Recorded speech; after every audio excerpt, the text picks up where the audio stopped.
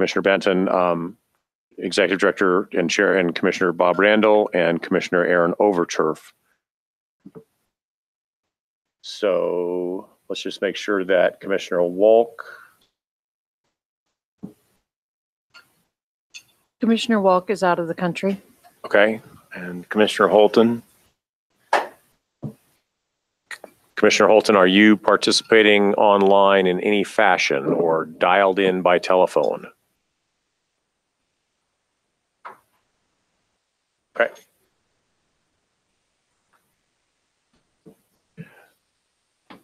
So can I go ahead and say something? Okay, yeah. So we're here this afternoon is for a preliminary work session prior to our Flowline rulemaking hearing, which is coming up Monday and Tuesday, the 9th and 10th of January. This is primarily, I believe, to facilitate magic. A better understanding for the commissioners of what has gone into this rulemaking and help facilitate an expeditious rulemaking come the 9th and 10th. And with that, not having a specific agenda, I'm not sure who goes next, so I will turn to our hearings manager. It's the 8th and 9th. I apologize. Monday and Tuesday is correct. It is the 8th and 9th. You are correct. Yes. Mr. Chair, real quick, if I could ask everyone to make sure that you sign in. There's a clipboard going around and there are sign-in sheets in the back so that we know who attended. Thank you. I don't believe there's anything on our agenda, Mr. Chair, except allowing Stuart to move forward. All right. So we will turn it into your capable hands. All right, thank you. Thank you those on the line and those in the audience. Before I kick off, I need to thank the staff and various AGs that have been helpful in the Executive Director's Office in creating these rules. And of course, the goal today is to sort of provide a little bit of background, an understanding of some of the concepts that we're trying to bring forth with this rulemaking and some of the definitions that we have.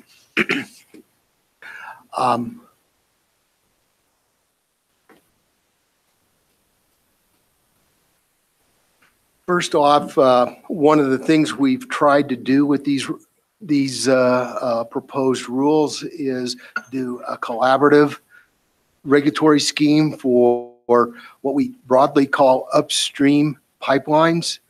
What we're trying to regulate here are pipelines that are not on an oil and gas location and are not regulated by other agencies. The two main agencies would be the Colorado Public Utilities Commission, PUC, and the United States Department of Transportation Pipeline Hazardous Materials Safety Administration, which that's a lot of words, so I'll be using the acronym of PHMSA, and that's a subgroup of the U.S. Department of Transportation. Within these rules, we have proposed to update and create some new definitions.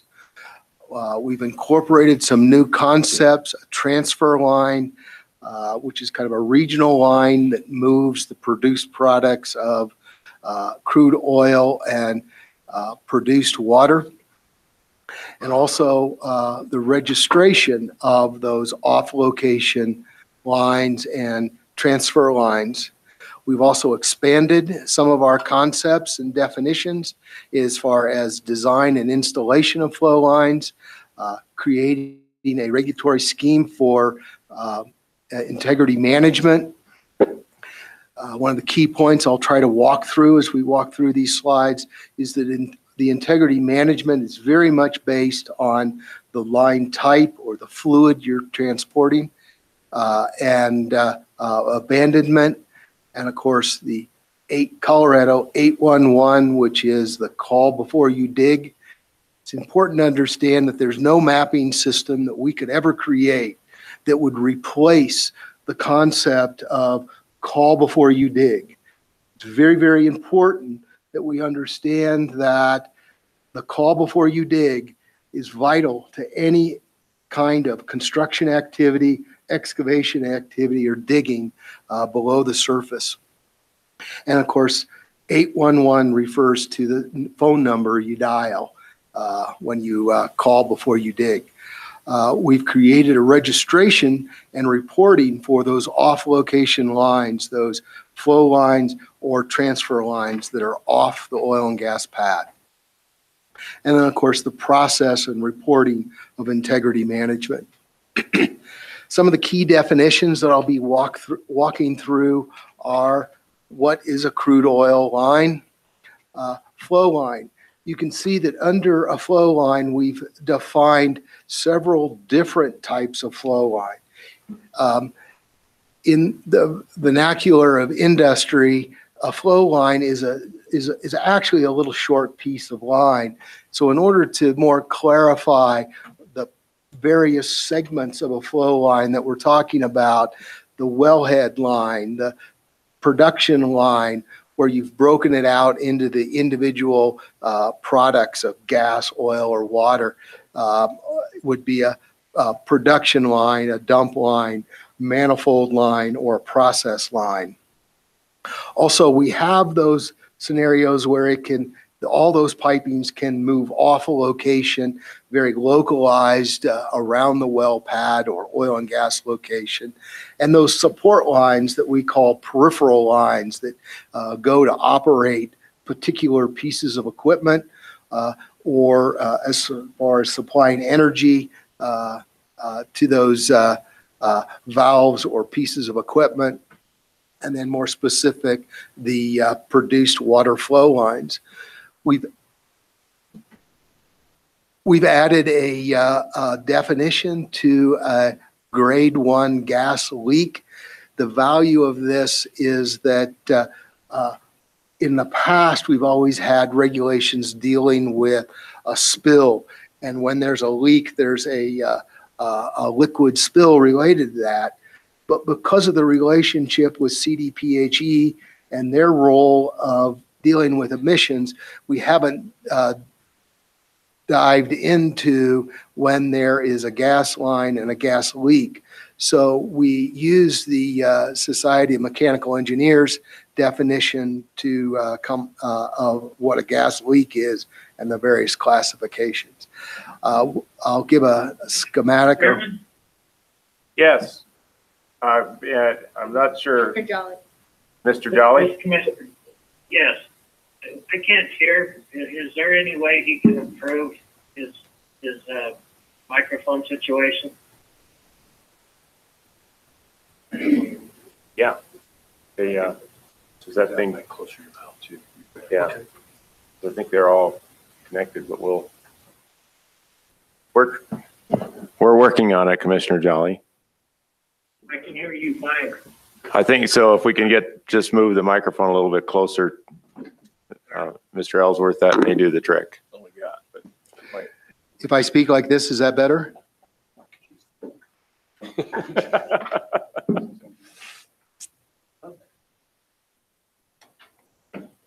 Is that better? Yeah. Thank you. All righty. So start over.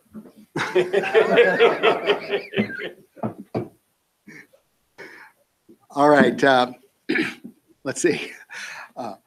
Flow line, we broke it up into the various parts and types of flow lines. And then we've got the grade 1 gas leak, an isolation valve. The key point of an isolation valve is to break off the various segments of a pipeline as we move through that run of pipe.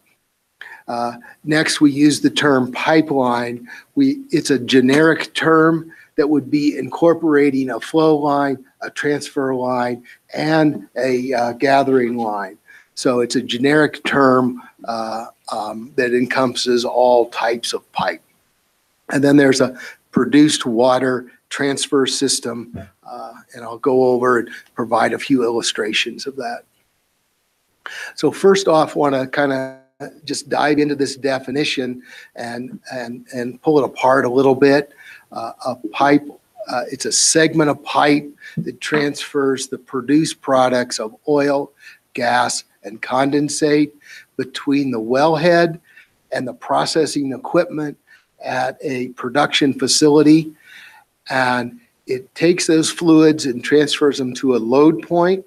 That's typically a tank or a storage vessel, or a delivery point, which might be that connection to the more regionally and regulated transportation of PHMSA or the Colorado Public Utilities Commission.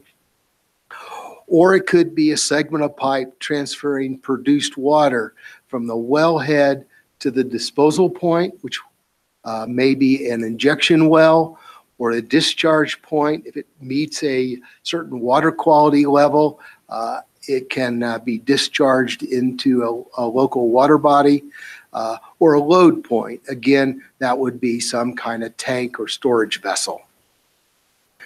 When we take a look at a little schematic, the full run of pipe from the wellhead through the pieces of production equipment, ending at maybe a production facility that may be on or off location.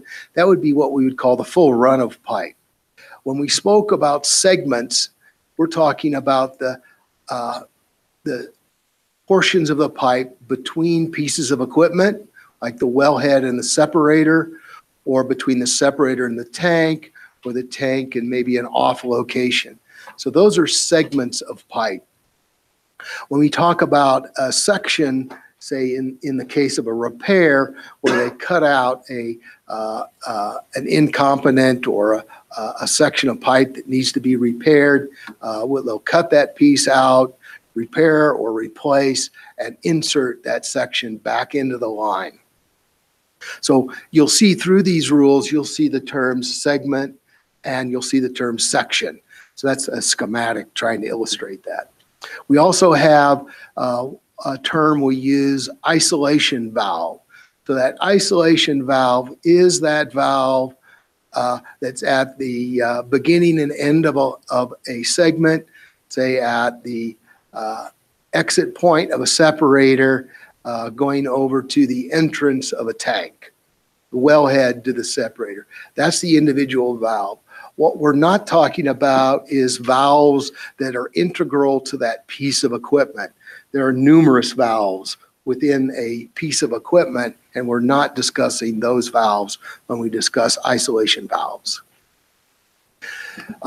Now, trying to define a little cartoon sketch, at least to define the various regulatory roles in that very downstream portion of PHMSA, we're talking about those interstate gas transmission lines. Those are the large lines that transmit very globally across state lines. And then PHMSA also regulates oil gathering and oil transmission.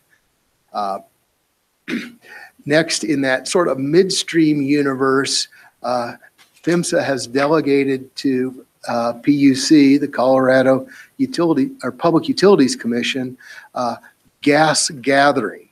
And traditionally, that's been called the custody transfer point.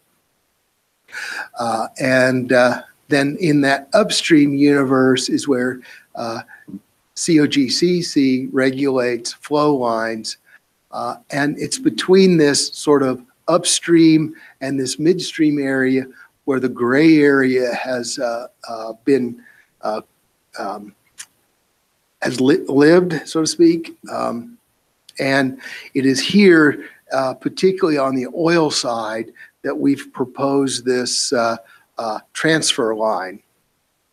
When you look at PHMSA, and I have provided the commissioners exhibits that refer to the federal rules, and I'll show that in kind of a small version, but it's a flow chart that describes the 4 different classifications of PHMSA's risk model. And basically, if you are less than 6 5/8 inches in size for an oil line, you are not regulated by PHMSA. If you have a pressure in your pipeline that's less than 20% of the pipe strength, you're not regulated by PHMSA, except in those two cases where your line may cross what they call unusually sensitive areas, or USAs. That would be a water body, a roadway, or if you have a certain population density, you could move up in that risk category, which if you're not in one of those areas. So it's a mixture of all of that, and that's what that flow chart that I'll show later on defines. But if you're under all that criteria, you would not be regulated.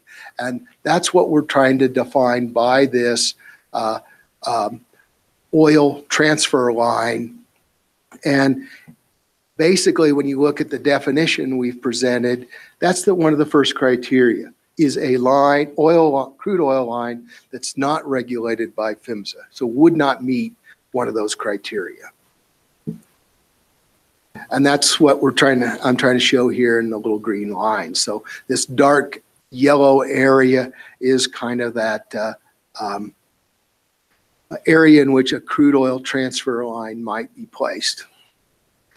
Key terms that we have, of course, there's the Colorado 811, the call before you dig.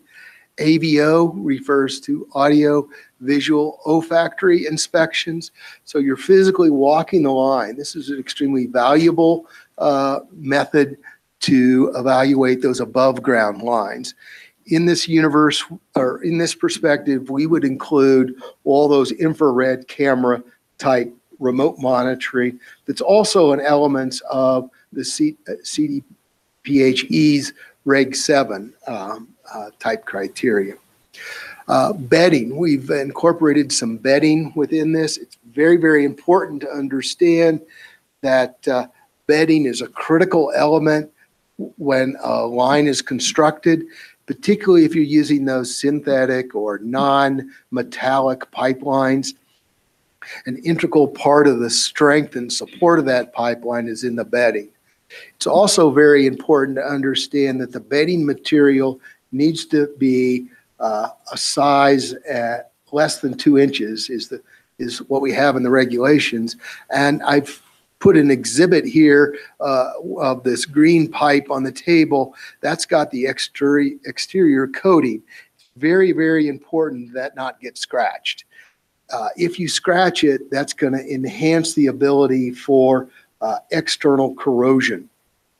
So it's important to have both criteria for internal corrosion and external corrosion, which we've added in these regulations. We've also added a check valve. It's important to place check valves appropriately along a line, and these are one-directional flow valves to prevent backflow. A nice example would be if you pumped your fluids up a hill, you would want a check valve at the top of that hill so that you don't get backflow flowing down that hill if you stop pumping that fluid. The term emulsion is used. Emulsion is a combination or a mixed phase fluid. It's a combination of gas, oil, or water in various amounts. We use the term database or geodatabase. Geodatabase is the GIS shape file that one would upload into a GIS system so that you can see where various pipelines are. We also use the term schematic layout.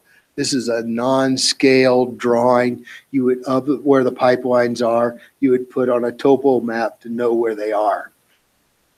A smart pig, it's a device commonly used in industry to clean pipelines or inspect pipelines. I've got a picture of that in several of these items as we progress through here. A tracer line is a wire line that you would put along a and with a non-metallic pipeline so that you can locate that line. You've all seen that in the street where the individual is wanting to locate lines. You can attach an electrical current to that line, and that gives you an ability to locate those non-metal lines. A few concepts. We talk about above ground lines and below ground lines. And we talk about continuous pressure monitoring as constructed drawings, and we talk about online and offline. What's valuable about these rules and the integrity management we've presented is we've presented an integrity management scheme that is different for lines that are above the ground that you can visually see and lines that are below grade where you need other techniques to evaluate them, like continuous pressure monitoring. We've also presented a scheme that's different for online and offline regulations, particularly in the sense if the offline piping, off-location piping, we've asked for registration of those lines, particularly in the crude oil or the produced water and the off-location lines. So when we take a look at an above ground line, we can visually see these lines. You can walk these lines. You could do the AVO inspection. You could do the infrared camera inspection, and you can see, you can hear, and you can smell if there's any kind of leak. If there's a liquid leak, you can see the stained soil underneath it. If you use an infrared camera, you can see those leaks. When you talk about below ground lines, this is where you need to start getting into the pressure monitoring schemes. And here's an example of a on location set of pipes going between the various pieces of equipment. You can see the tracer line that's present, that's valuable in locating and knowing where those lines are. Next, the concept of what's on location and what's off location, and the fact that these transfer lines or off location lines are we feel need to be registered. When you're on location, you can visually see that we've got the above ground lines. We have risers that are going out of surface equipment and going over, in this case, over to a LACT unit. It can also be manifolded and go over to a storage tank, where here we've got an oil tank, a couple water tanks.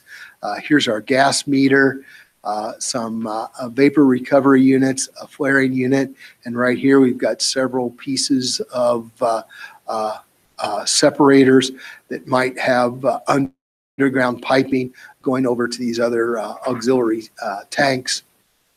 So on location, we've got a combination of above ground and below ground. But the key point here is within this disturbed area, it's a secured area in control of that the operator has control of, and there's no or very much limited interaction with the public and limited public risk scenario. And here's another example of a well pad, and again showing the disturbed area and an on location where there's numerous pieces of equipment and sets of pipeline.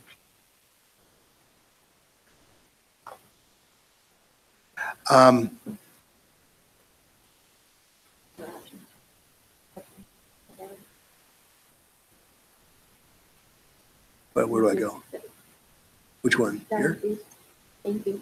Okay. All right. Trying to make the pointer a little more clear. A request came in. Here is an off location. So here we have our production facility, and we have 4 wells surrounding that production facility. And the produced fluids, the combination of crude oil, gas, and water are piped as an emulsion to this production facility, at which it runs through this separator. and is separated into its product of gas, oil, and water. And here you can see several tanks. And at this location, a truck would likely come and empty those tanks, and the gas pipeline would have a meter on location, and the gas gathering line would be, I believe it's in this location right in here. But the point of this is we've got wellhead and a production facility in which all those fluids flow to. Now, trying to give a little clarity, an illustration of a crude oil transfer line and a produced water transfer line. Yes, Matt? Thanks, Stuart. I'd like to interject just for a second. I want to emphasize this point that from staff's perspective, there's a distinction to be made primarily in the kind of risk profile of the on-location lines as compared to the off-location lines. That when we get into the off-location line scenario, there's a run of distance between the wellhead and the production facility. That's private property in many cases. Somewhere down the line, that private property could change hands, and somewhere after that, it could become a subdivision. And these are the scenarios where things can occur between the wellhead and the production site that, from, again, staff's point of view, there's reason to treat those differently than the on-location things. And I think you made that point with respect to the on-location. And I just want to say that we look at scenarios like this and understand that the future use of that surface land can change and might involve habitation by humans and other things that give rise to a sort of a different regulatory regime from our point of view. And that's why this is defined differently in these rules. And we have regulated the off-location flow lines. We propose to regulate those lines differently in some extent than the on-location lines. Thank you. So now moving kind of up the tier, you might say, to crude oil transfer lines and produced water transfer lines. So what we have in this scenario is we have a set of, in the green boxes, production facilities, and the raw product from the well pads are being brought into these production facilities. And from these production facilities,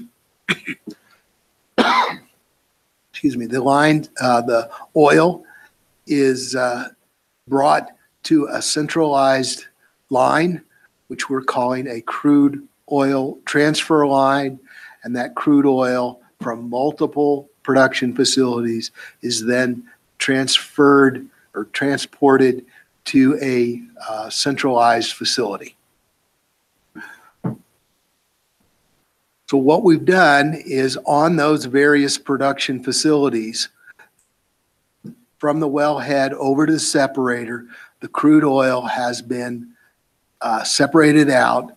It's been manifolded and collected in a single off-location line that transports that crude oil to a centralized facility.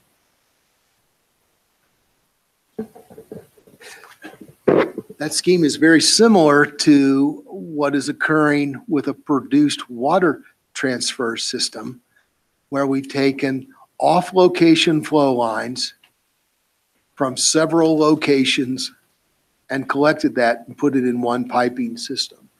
Right now, within several of our basins, we have those types of systems in the 2 coal bed methane fields, where produced water is collected and piped to either you can see these blue boxes here. Those are locations of injection wells in the Raton Basin, where the water quality is, produced water quality is fairly good.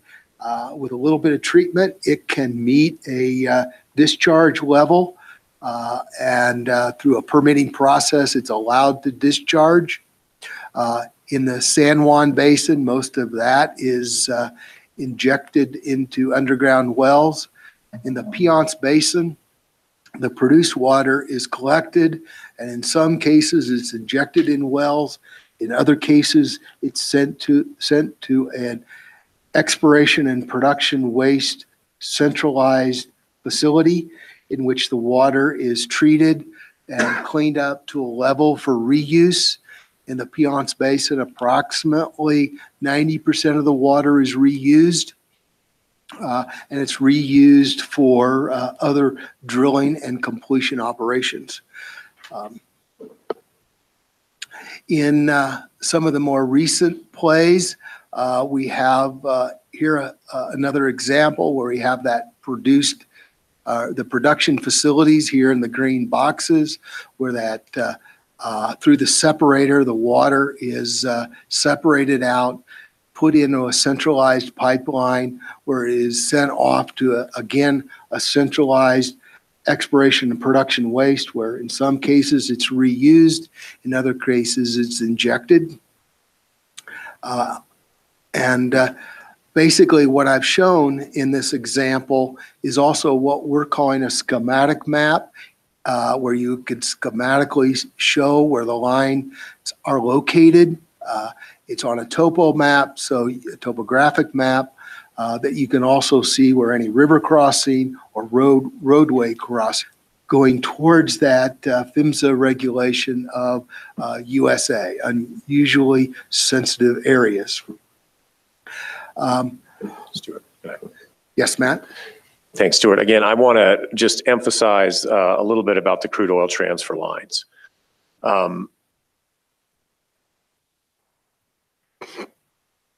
I think that staff believes that there is a potential regulatory gap that we are endeavoring to close by the crude oil transfer line regulations.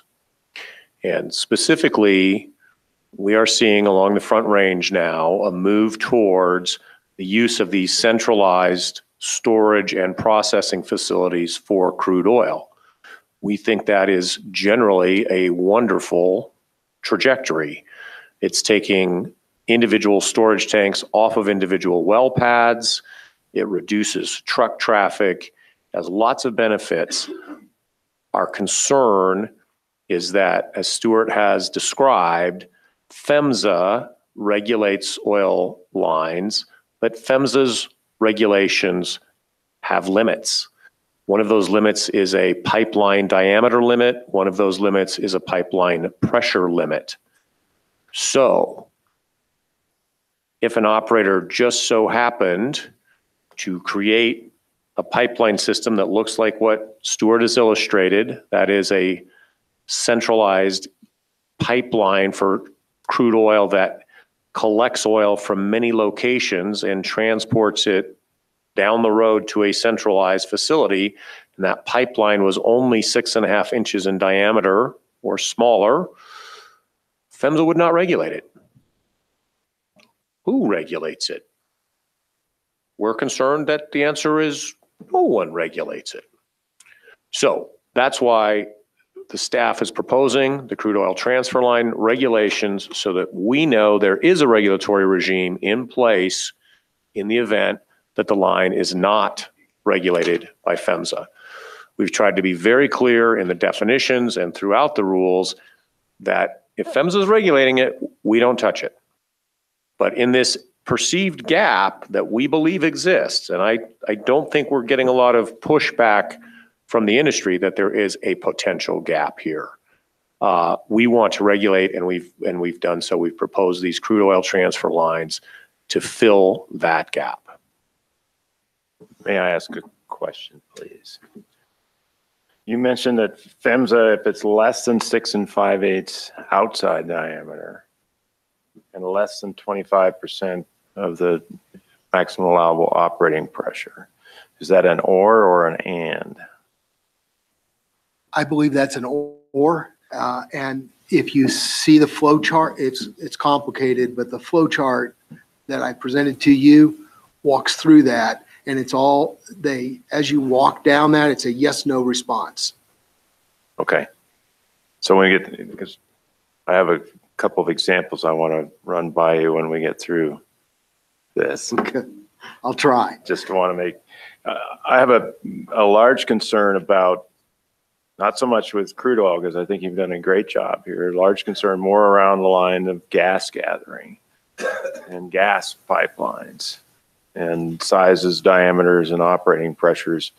And it gets a little bit fuzzy when you end up with some midstream operators operating low pressure lines in a field, sort of where that's going to lie for the regulation of that.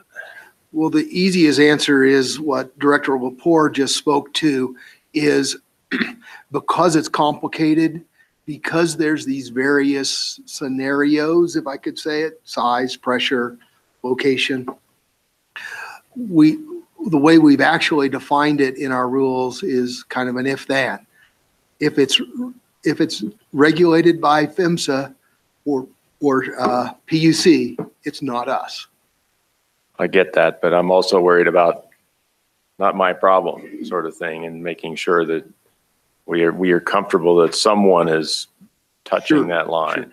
And I know it's difficult to put these rules out and be very discreet. It's hard to do that, particularly in the topic you're speaking to. And so there may be some guidance. And what I can say is we're meeting quarterly with PHMSA and PUC to try to handle Okay. these kinds of things out. And it may be, I may just be worrying about it too much, but maybe when we get through, we can walk through a couple of examples and sort of Sure. follow that flow chart when you finish. Sure. Yeah, this is Director Lepore. Let me add just 2 comments. I think it's important to acknowledge for the crude oil transfer lines that we leaned heavily upon regulations adopted quite recently by the state of North Dakota. And I say that for a couple of reasons. One, there's precedent. 2, it's nice to be part of a national organization, the IOGCC, in which there can be this transfer and exchange of knowledge and information. I think it's been very helpful to be able to kind of jump off from where North Dakota was.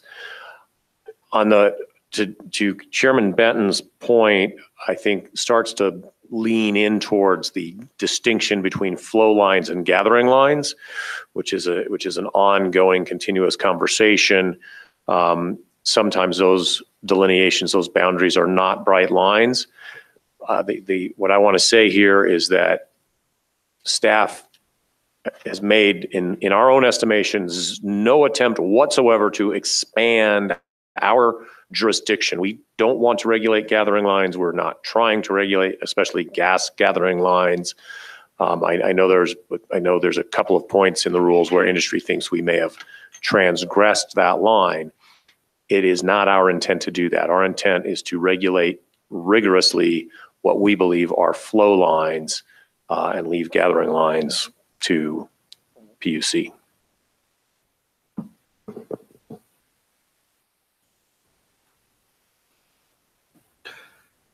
So moving back, sort of dialing in a little bit more towards what are traditionally thought of as on-location lines, we've defined a wellhead line, and we've defined production piping. A wellhead line is thought of as that segment that transfers the produced fluids from the wellhead to that first piece of equipment that is a pressure reduction, where the pressure is declined, and at that at that point is when the various products can separate out, and that's where that would be at the separator. And then the production piping is where we have production line, which might be a gas, traditionally thought of as the gas line. In an oil sense, where it's going off to a LACT, that would be an oil line. A LACT is a metering system, be the easiest way to define that, lease custody transfer. Dump lines are lines that operate pretty close to atmospheric pressure, and they tend to be liquid lines as far as produced water, crude oil, or condensate. And traditionally, that goes off to a storage tank. That storage tank sometimes is off location and would then be what we would call an off-location flow line. Very schematically shown here is those various lines where we have in yellow here, we have our wellhead line going to a separator, and in the traditional sense, that would be oil, gas, and water all going to the separator. And at the separator where there's a pressure decline, those three products are broken out, where the production line of gas goes to a gas meter, and the two dump lines that are operating at atmospheric go to the oil and water tanks, produced water. Whenever I say the word water, I'm talking produced water. I probably need to say that.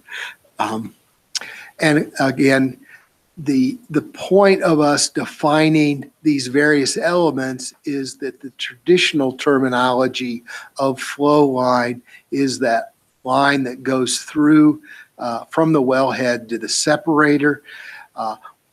But in our rules that have been in existence for a long time, since I believe 1996, when they were first created, our flow line definition was actually from the wellhead to this end point of custody transfer, which may be a tank where a truck would take it off, or the connection to a gathering system. So by us adding these definitions, we've made clarity to these various other parts being included. And in our integrity management profile or program, we've defined various integrity management schemes for each one of those types of lines based on water, use, and pressure. If I could again just jump in for a second, I would say what Stuart has said just slightly differently, that we felt it was important to have definitions for these different kinds of lines because we are subjecting them to different regulatory regimes. So there are differences made in the regulations between a dump line, which operates at essentially no pressure, and a wellhead line that operates at pressure. So to have clarity in the rules, we wanted those different definitions because we're going to treat them differently in the regulations.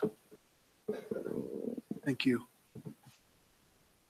Now, back to some of this key terminology. I wanted to show a few illustrations on a few cases: bedding, corrosion, schematic, smart pig, and tracer line.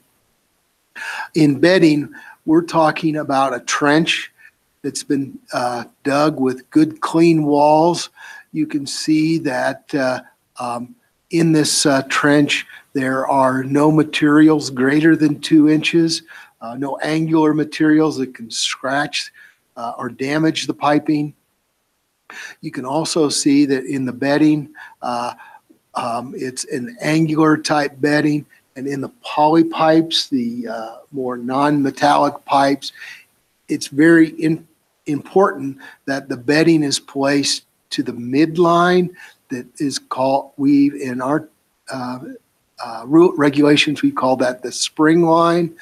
Sometimes it's called the haunches, but I think of it as a spring line because you have a synthetic pipe and you press too hard of it, it'll turn into an egg shape and bulge out. You don't want that.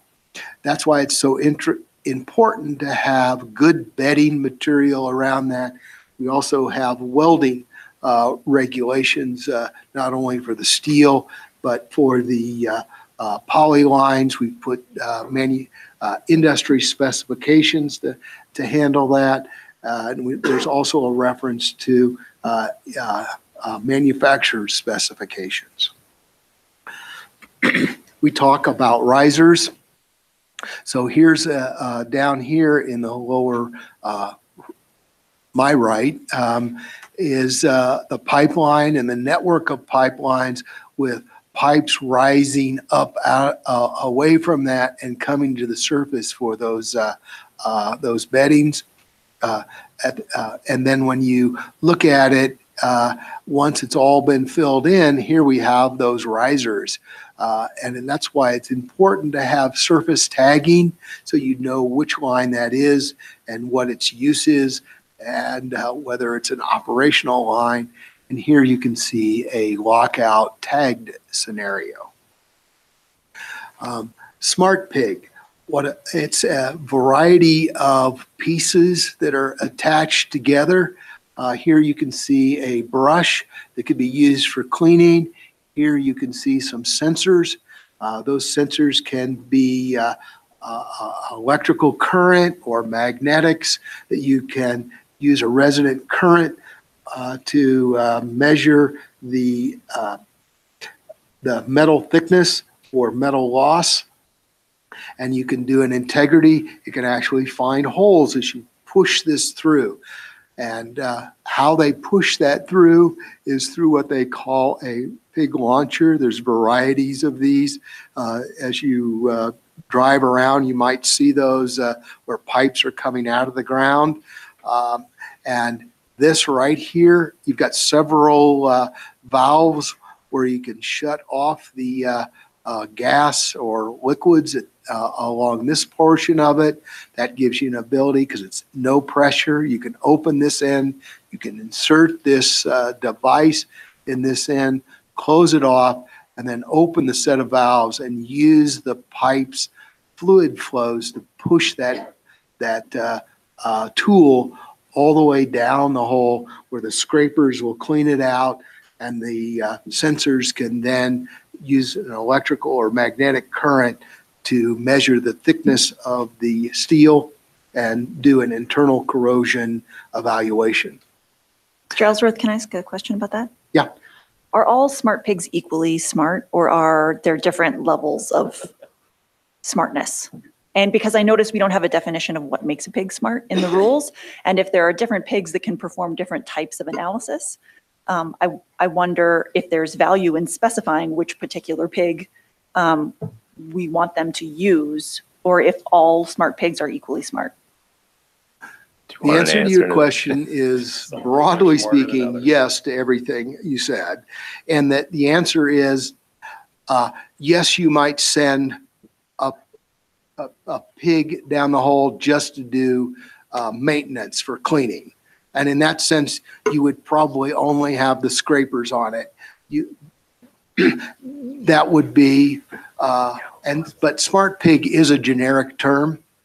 Right, and I guess I'm thinking less about a straight up not smart pig where it's just the scrubbing, but there are places where we say that pushing a pig through the line is an appropriate test of the line. And so I wonder if there are specifications about the level of smartness that are required of the pig, or if there's no question that any smart pig is going to get the job done.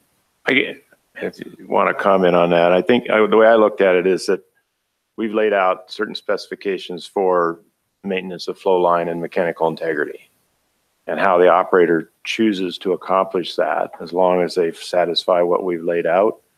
You could use a combination of smart pigs, not so smart pigs, or dumb pigs, and probably still accomplish that, because you can do it through pressure testing or smart pig or something.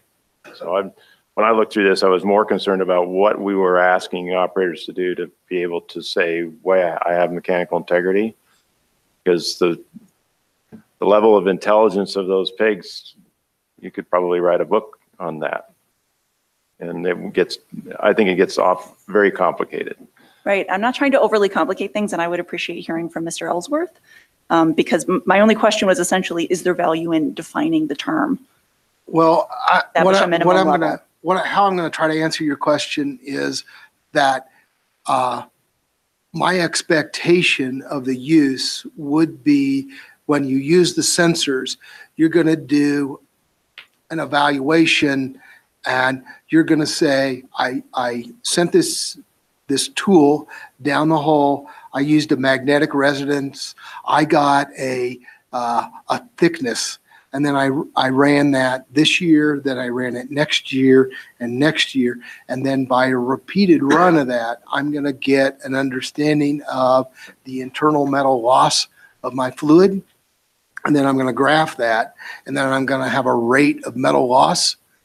And from that, I can then define the internal corrosion, just like I might, another technique beyond for cathodic protection would be to use what they call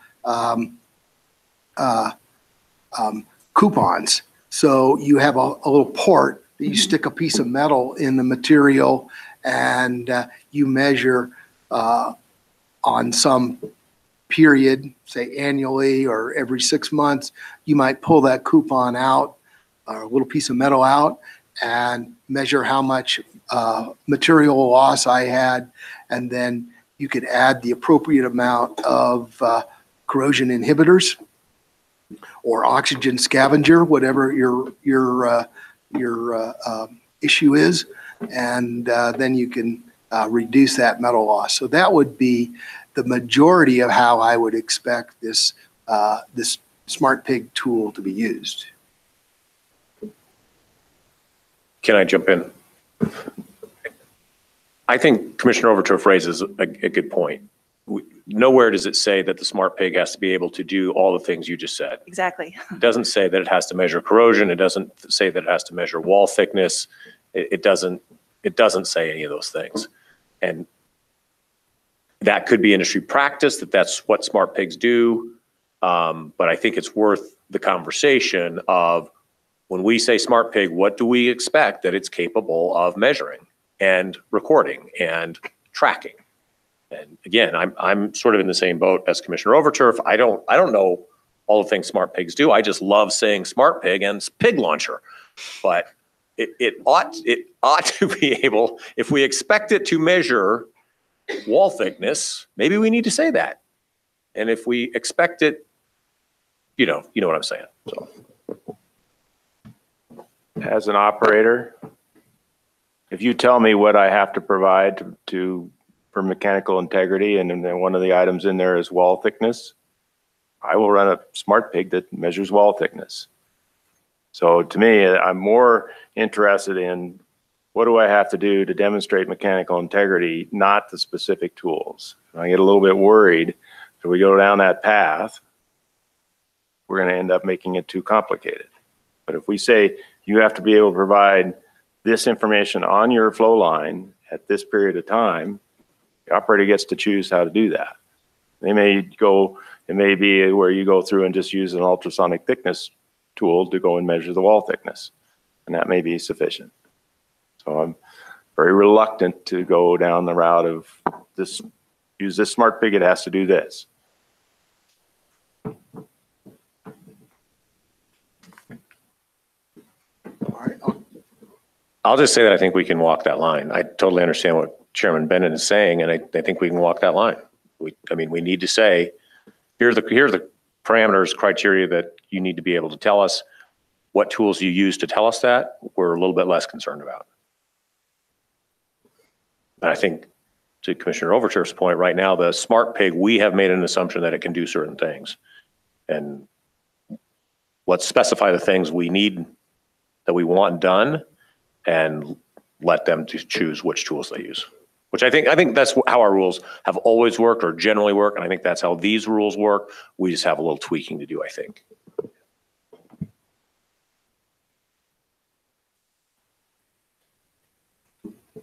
Mr. Ellsworth, this is Assistant Attorney General Kyle Davenport. Could I interrupt for a second? Mm-hmm. I would just like to request and remind everyone to identify themselves before speaking. Probably not essential in this matter, but for Monday and Tuesday, we'd like to make sure it happens. Can we please make sure everyone's speaking directly into the microphones also? We got a comment that's coming, some are garbled. Thank you. This is an illustration of a tracer line. These are poly lines with a wire you can see running along that line. You can also see that the wires are coming up to the surface where that electrical current can be attached. Again, wanted to point out the concept of an isolation valve. This is a valve between pieces of equipment or between long segments of pipe. The lockout tagout, here's this image again showing various tags on these pieces of equipment that can tell us what piece of equipment is, what it's used, and if it's locked out. In our rules, we've defined several criteria or expanded the design and installation section to talk about the various material types and specifications for those materials, design, installation, cover that burial is, which is basically referencing the burial depth, topsoil and reclamation, markings, and inspection, particularly in regards to oil transfer lines and using a third-party inspector, maintenance, repair, operation, corrosion, record keeping, expansion of the one call participation or the caller 0811, and various notifications. A grade 1 gas leak represents an existing or probable hazard to persons or property that may need an immediate response. We've taken that regulation from the ASME, American Society of Mechanical Engineers, B31.8 criteria. And the reason we're including a gas leak so that we can give a definition for response when there's a leak related to a gas line.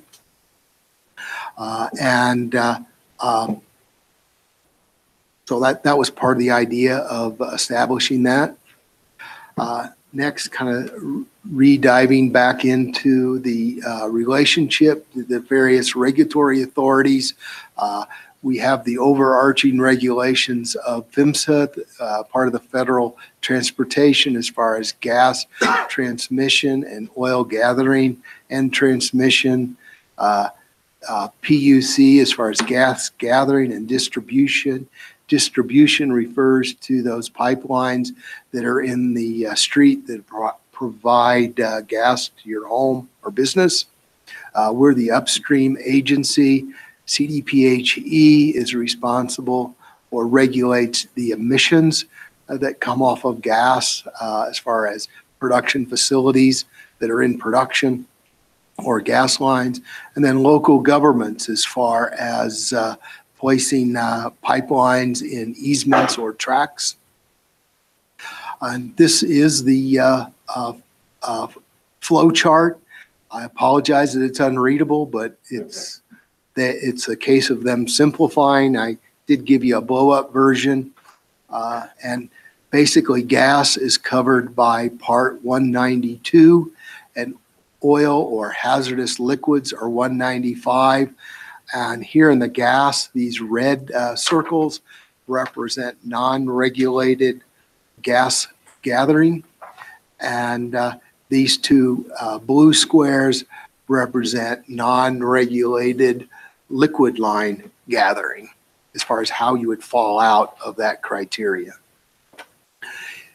And in an effort to try to tabulate that for oil, gas, and produced water, you can see that there is a size limit in both the gas or oil and gas, and that Public Utilities Commission does not regulate oil, and neither of those agencies regulate produced water. So we feel very comfortable in us adopting the produced water transfer lines. And again, as they fall, these lines fall under the PHMSA criteria as far as what we're defining as crude oil transfer lines, where we would regulate those lines. And then as a quickie, can I have my mouse back? Okay, where is it? Which one is it, Diana? Okay, there we go. And I go this one. Okay. What I would like to do is show you the federal map And this is an online, we put a link to this on our website. And this is open to everybody in the public. Stuart, what agency is this? This is PHMSA's mapping system. So these would be pipelines within the PHMSA universe. And so you can see these are gas transmission lines. And I'm going to remove this over here. And we can slowly zoom in.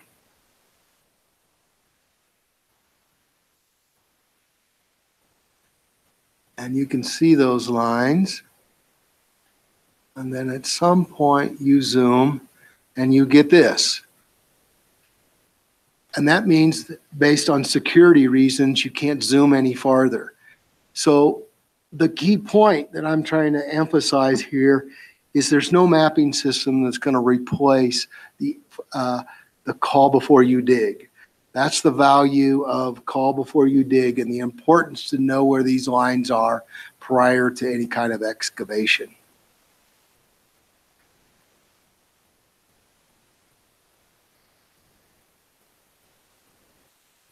With that, I've tried to introduce some of our concepts and definitions, and appreciate the questions, and we're happy to have additional. Mr. Chairman Benton, are there questions? How about from the phone? Just commissioners, there's no public comment, no public question.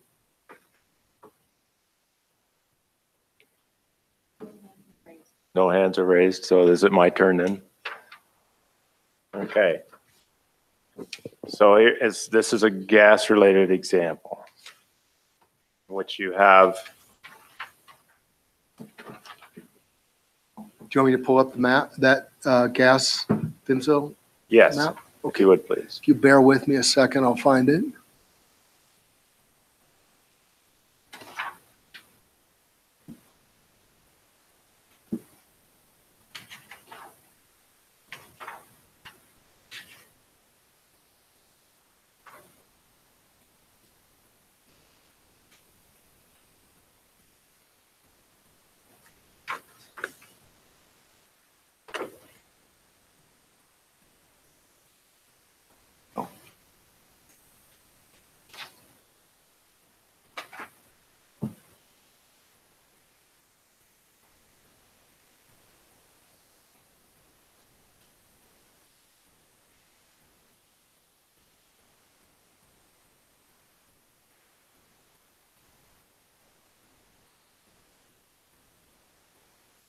Okay.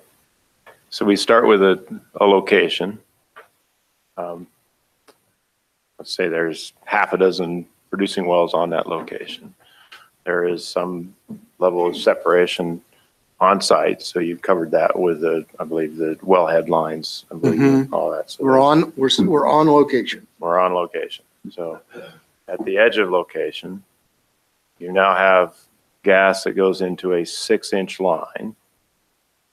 That 6-inch line is normal operating. The maximum allowable operating pressure on that line is 1440, let's say, because it's been producing for a period of time. The current operating pressure on that line is probably 200 psi. There is a meter at the facility because there's a operator manages everything at the facility. There's a midstream company that then collects the gas at the edge of the location, runs it through that 6-inch line, which now operates at a pressure well below its maximum allowable operating pressure, and then goes to a compression site where it gets compressed. Sorry, I'll try and speak a little closer. Where then it's compressed and then it goes into a high pressure line, which I'm assuming that high pressure line is going to be probably PHMSA that would do that. So who regulates that 6-inch line from the location to the compressor site?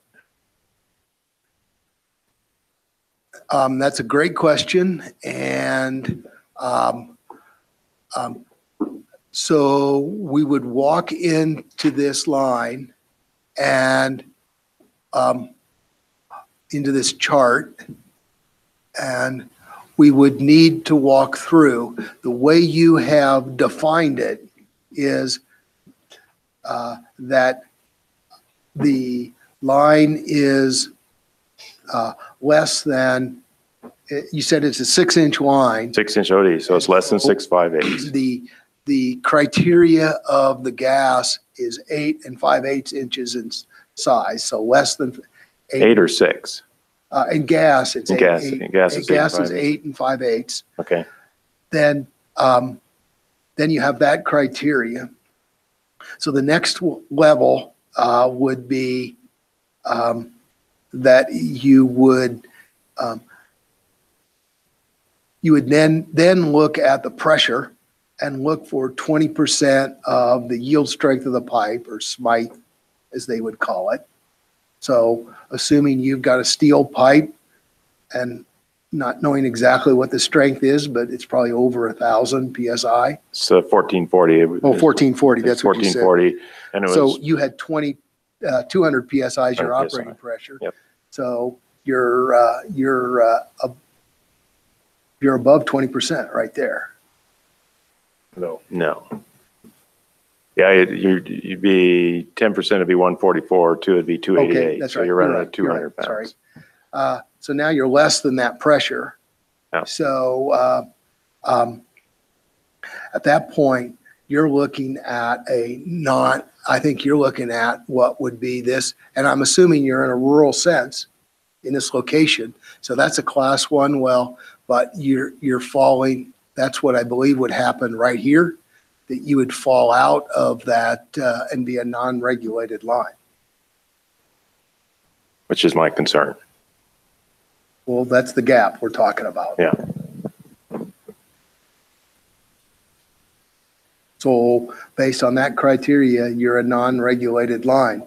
So what we are asking is that we would call that a gas off-location line, the way we're defining it now in our criteria. So we would engage with, in a way we've defined our registration, this would be a post-construction off-location registration.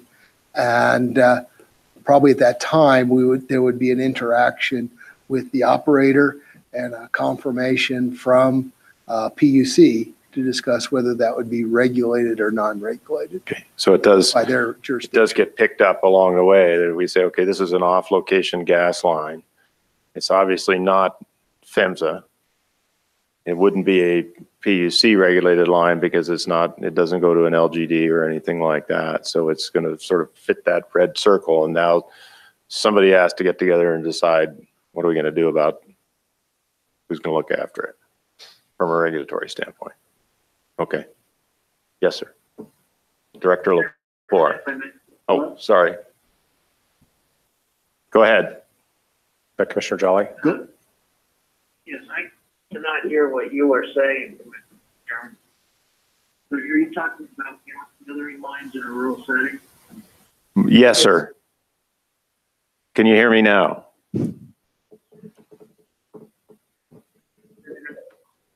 Basically on these locations, the backside of the separator, the gathering lines that may go miles, those are regulated by Colorado PUC. Is that what I'm hearing? No. So the example that we used was a gas line, which you have a more or less what's known as a wet gas meter on location, because the operator transfers the gas goes into a midstream gathering company that's going to gather that gas in a 6-inch line that operates at less than 20% of its maximum allowable operating pressure. So it doesn't, and it's just going from the well pad site over to a compressor. So it's not an interstate line or an intrastate line. So the PUC would not be involved in it, I don't think. So, but Director Laporte is shaking his head. So if it's okay with you, Commissioner Jolly, we'll let him speak. Thanks, Chairman. So again, I think these are complicated issues. Maybe not the best forum to make this determination ultimately, but I think there are two things here. In your example, Mr. Chairman, you identified a custody transfer. That is, it transferred from the E&P operator, the producer, to a midstream gathering company. That historically has been an accepted point of demarcation that we have now crossed from a flow line to a gathering line. We're not regulating gathering lines. Now, hold that thought. I know there's a red dot up there and I know it says not regulated. That is a misnomer of a certain kind. In fact, the PUC has jurisdiction over that line. What they have done is made a decision that their regulations have different levels of scrutiny based on a variety of factors, one of which is population. Their regulations go to what happens when the thing blows up.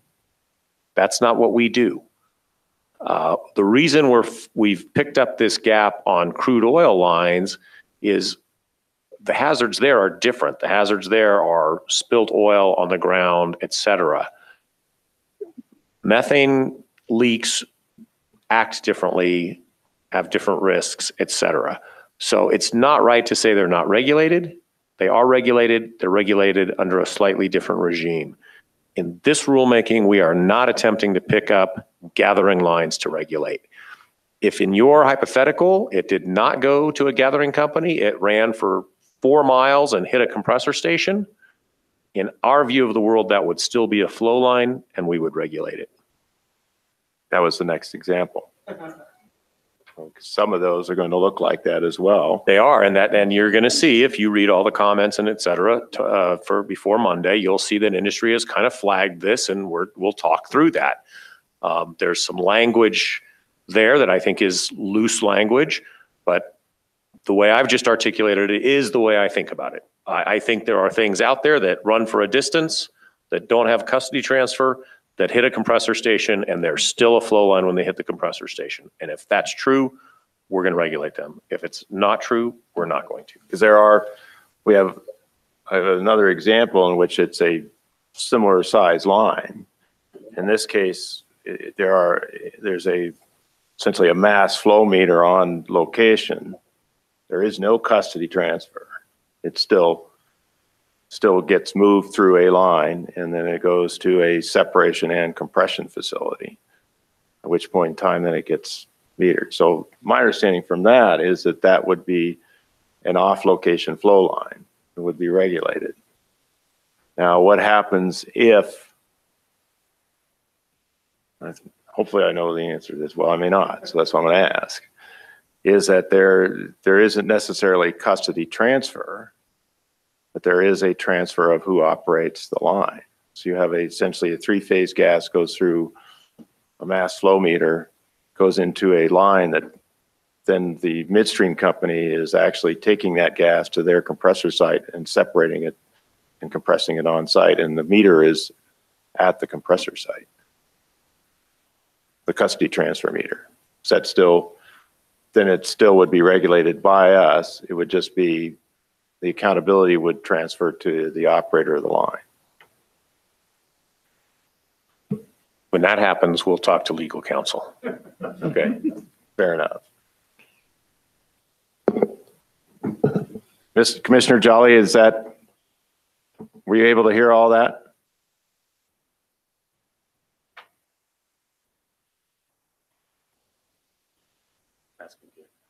I think we can hardly hear you, sir. I think I heard bits and pieces of it, but I think I share that concern. But I think I heard Director Lepore say that we would talk about it more at the hearing, and that perhaps on those gathering lines where custody is not transferred, we may still, or the COGCC may still have some oversight. Okay. Is that right? Yes. Okay. Thank you. Thank you. I do have one other question in a different regard. Go ahead, sir. Okay, this 1101 off-location flow line registration. You guys are with me? Yes. The bottom, up above, it says that the operator must register an off-location flow line submitting a flow line report 44 to the director within 30 days after completing construction of the flow line. Goes on to mention pre-existing flow lines prior to February 14th, 2018.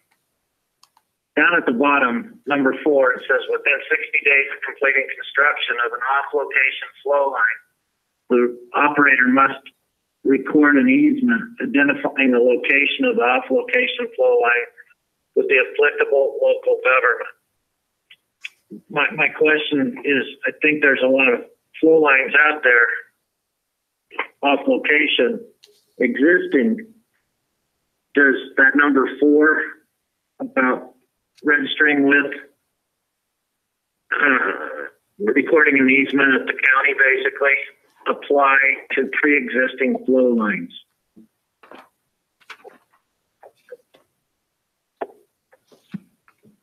Page 5.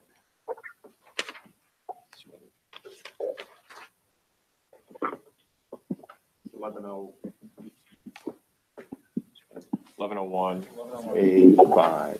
That's a 4. It's actually 4, sorry. No, you're right.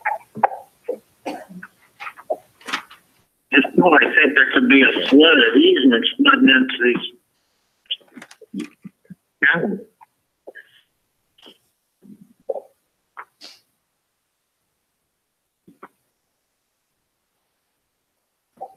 Sorry, Commissioner Jolly, could you repeat that last sentence?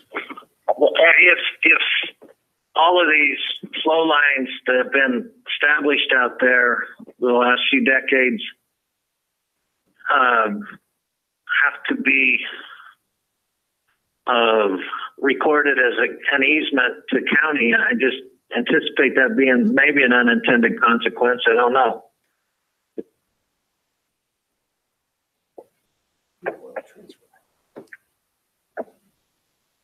Okay, thanks. Oh, that's fine. Oh, That's,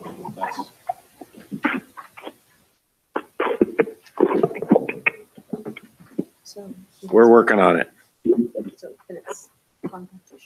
right, so.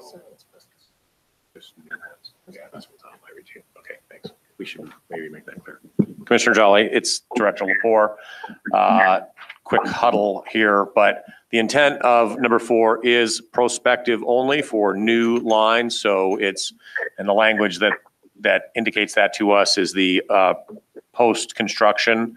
So those ones that have already been built and installed long ago, we did not intend for that requirement to apply. And again, we might be able to say that better. But that's the intent, is that that requirement of recording with the local government applies prospectively to newly constructed crude oil transfer lines and off-location flow lines. Okay, thank you. I wouldn't have the same concern with the oil transfer line, but these off-location flow lines, I think could be problematic. Recording easements, I think it'd be a surprise to a lot of landowners. Okay, yep, thank you. Owners.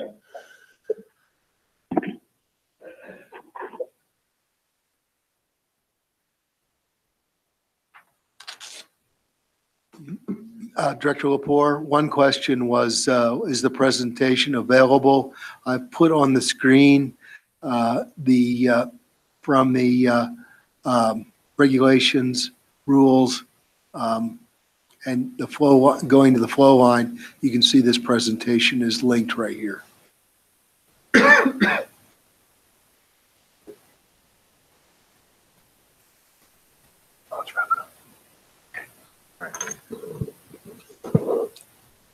Any further questions or comments from commissioners? This is Commissioner Ager. I have one question. Go ahead. I had a question about the grade 1 gas leak, and Stuart may have gone into this, but my phone was ringing at the same time and I didn't hear it all. Is the COGCC or the operators, it feels a little bit general, who's going to determine if it's a probable hazard?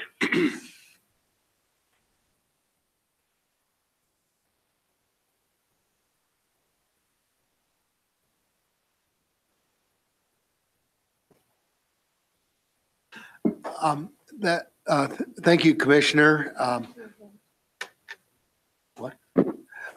Thank you. The reason we trying to give a little perspective is that the differences is, as I real broadly see, is if you had a rural situation where there was nobody adjacent to the line, and you had a release, would be one perspective. And then let's just take the far extreme and say you had a hazard, a leak, and you're in a populated area, you would have a different hazard scenario. So I realize that it is a little bit soft in the descriptor, but if you had houses nearby, that would present one type of hazard that would need an immediate response. And if you had a situation where it was a slow leak, let's say, and no houses nearby, that would be a different scenario. So I realize it's not totally prescriptive as far as giving clear definition, but I think the softness of it gives us some ability to assess those differences. Director Lepore. Thank you, Mr. Chairman. Thank you, Stuart. I want to elaborate a little bit, Commissioner Agar. I think what Stuart is pointing to is that we would acknowledge there is a certain amount of subjectivity to the definition. And in addition, your question goes very pointedly to, are we relying on operators to make this call? And the answer is yes, to a certain extent we are. We do, through a variety of means, tend to become aware of these situations sooner rather than later in most cases, often through local emergency responders. Anytime there's kind of, oil and gas things involved, there's first responders, and they often reach out to us if the operator does not. So I think what this does give us the ability to do is do a little bit of a, post facto analysis of the good faith operations by the operator. If they made the determination that there wasn't a probable hazard, I think we do get to Monday morning quarterback that a little bit. Similarly, if we became aware of it, showed up, and we independently said, yeah, this is a hazard, then that's the determination. But there are going to be circumstances where we are, and there are many other circumstances, to be frank, throughout our rules, where we are relying on operators to report what they're supposed to report to us under our rules. A great example is we have certain thresholds for spill reporting. Is it 4.5 barrels or is it 5.1 barrels? The operator's making those calls too.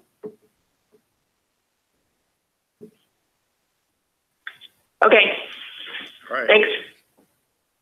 Go ahead, sorry.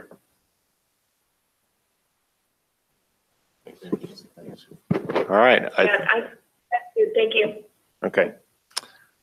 If nothing else, then let's adjourn. Do we need to make a motion for that? I don't think so. This is a work session. Our meeting. Excuse me, I have one more question that's not necessarily related to this, but related to the hearing on Monday. Not having experience with rulemaking, can you tell us a little bit, what does it look like? What are the party presentations? Are those presentations of what those parties want to see in the rules? Yes. Director Lepore is nodding his head. Yes. Rulemaking. And it's a rulemaking. So generally, there's been a lot of public comment, but there will be individuals or groups that will come in and they will ask for a variation on how the rules are currently worded. And so we'll have a fair amount of presentations, a fair amount of deliberation, and potentially some changes in the way the rules are written as they are today. So during the party presentations, is that interactive, or they are presenting and staff may or may not respond?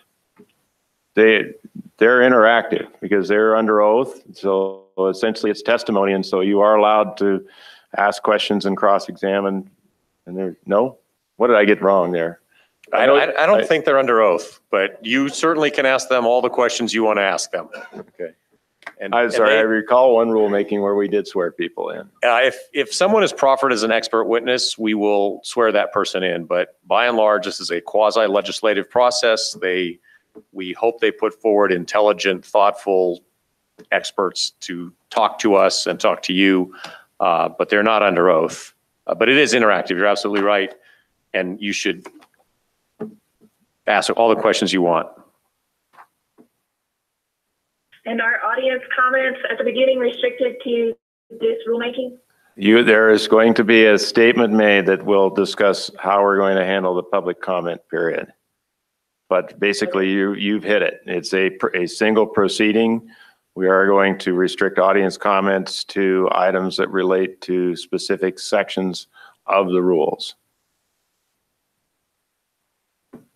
Go ahead, Director Lepore. Okay. No. Anything else? Nope. All right. Thank you very much, Commissioner Ager. We'll see you on Monday. Do you want to say one more thing? Sir? I do want to say one more thing. Okay, Director Lepore has one more thing he would like to add. Thank you, Mr. Chairman. I want to remind everybody that we're starting at 8:30 on Monday, so it's a little bit different. Don't forget, 8:30 a.m. And the hearing is not here at COGCC offices. It is at the University of Colorado, Denver School of Public Affairs. That is 1380 Lawrence Street, and it's up on the second floor. So don't come here, or come here if you want to, but we won't be here. Okay. Again, thank you all for coming. A huge thanks to the staff and other individuals that participated in this process of creating these rules. It's a tremendous effort to make this happen, and thank you all.